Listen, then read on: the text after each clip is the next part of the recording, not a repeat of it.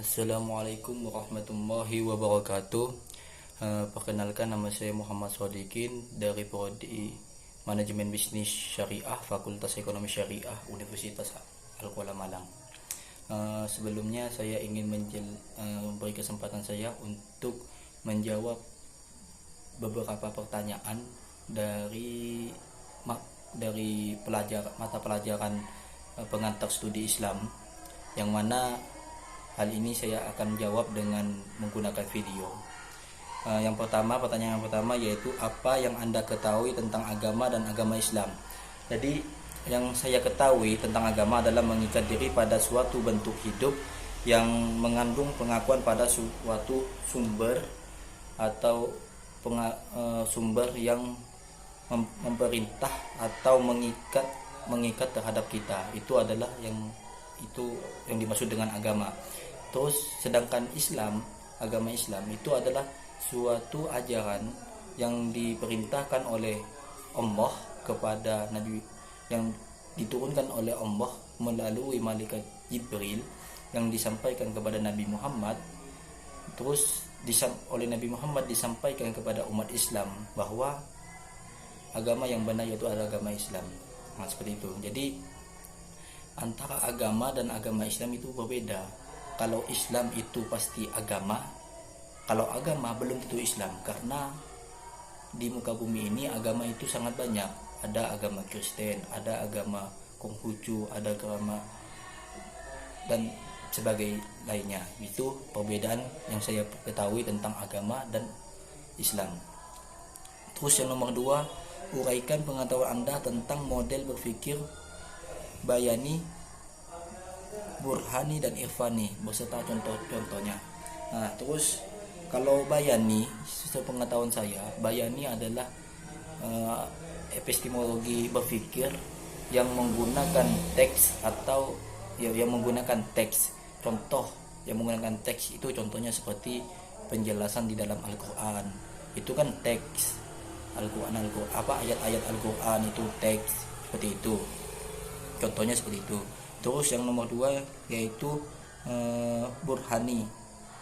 Kalau Burhani adalah model berpikir yang tidak didasarkan atas teks maupun pengalaman, melainkan atas dasar keutuhan logika. Jadi epistemologi Burhani ini berpatokan pada logika atau cara berpikir kita. Itu adalah itu adalah cara berpikir secara Burhani. Contohnya yaitu manusia mulai mempraktikkan dari apa yang telah dia pelajari dan dia pahami dari perintah Allah. Contohnya seperti menjaga kesehatan, terus merawat diri dan merawat kebersihan selama masa hidup. Itu contoh dari Burhani. Terus kalau yang terakhir yaitu epistemologi Irfani, cara berpikir secara Irfani adalah model penalaran berdasarkan atas teks dan atas pendekatan.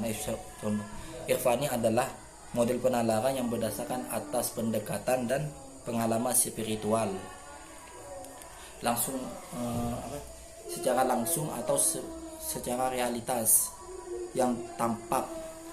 Itu secara Irfani. Contohnya manusia merasakan manfaat dari apa yang telah dilakukannya, contoh seperti yaitu kesehatan, badan yang sehat, terus akal yang sehat, seperti itu contoh dari Irfani. Terus yang ketiga, pertanyaan yang nomor 3 yaitu, jelaskan pengetahuan Anda tentang dinamika studi Islam di dunia. Itu pertanyaan nomor 3.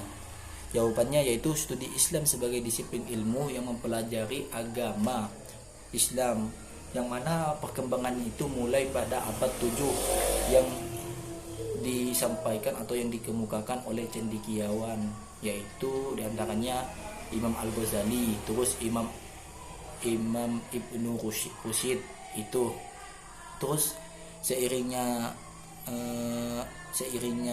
masa atau zaman itu, studi Islam itu berkembang dengan sangat pesat, yaitu dengan adanya universitas Islam, contoh Universitas Al-Azhar di Mesir, terus Universitas Baghdad di Irak.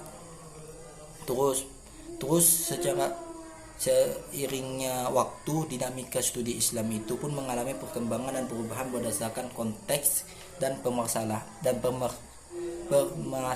yang dihadapi oleh umat Islam. Terus pada abad 20 contohnya, ada abad 20 itu contoh bagaimana studi Islam itu mengalami perubahan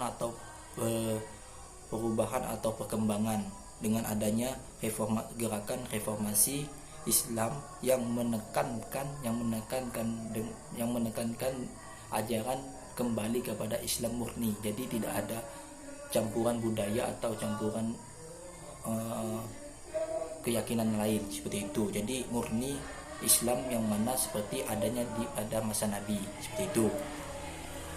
Terus dinamika studi Islam pada masa saat ini bagaimana perkembangannya? Itu sangat berkembang dan menyebar ke seluruh dunia, meskipun dengan konteks dan permasalahan yang berbeda-beda. Jadi setiap studi Islam di dunia itu, di setiap negara-negara, setiap tempat itu berbeda-beda konteksnya, karena itu permasalahan yang muncul seperti itu. Itu yang nomor 3. Terus yang nomor 4 tentang aliran Islam. Jadi pertanyaannya, apa yang Anda ketahui tentang aliran dan ormas besar dalam Islam di Indonesia? Aliran dalam konteks ini adalah sebuah pemikiran. Kalau aliran itu adalah sebuah pemikiran atau ideologi atau pemahaman yang dibentuk oleh sekelompok yang mana kelompok itu memiliki pemikiran atau tujuan yang sama, seperti itu. Terus sedangkan ormas atau organisasi yaitu sebuah wadah atau sebuah kelompok yang dibentuk oleh kelompok lain dengan tujuan untuk mencapai tujuan bersama dalam bidang politik, politik, ekonomi, pertahanan, pendidikan, dan keagamaan. Itu adalah yang dinamakan yang dimaksud dengan ormas. Contoh seperti aliran dalam Islam. Contohnya kan konteks Islam, aliran itu adalah suatu pemikiran atau pemahaman yang sama, yang memiliki tujuan sama dalam hal-hal tertentu. Bukan hal tertentu sih, contohnya seperti aliran kepercayaan. Di Indonesia itu masih ada aliran seperti itu. Contoh seperti di Indonesia itu suku Baduy, itu adalah aliran kepercayaan seperti itu. Kalau ormas, contohnya ormas itu banyak sekali di Indonesia. Contoh seperti yang besar itu ada 2, seperti Nahdlatul Ulama, organisasi Nahdlatul Ulama, perkumpulan itu. Terus organisasi Muhammadiyah yang didirikan oleh Kiai Ahmad Dahlan. Kalau Nahdlatul Ulama itu didirikan oleh Kiai Hasyim Asy'ari. Terus ada juga yang dinamakan HTI. Terus ada banyak sekali. Nanti itu penjelasan singkat atau jawaban saya tentang beberapa pertanyaan dari studi Islam, seperti itu. Mungkin kurang lebihnya mohon maaf. Wabillahi taufiq wal hidayah. Wassalamualaikum warahmatullahi wabarakatuh.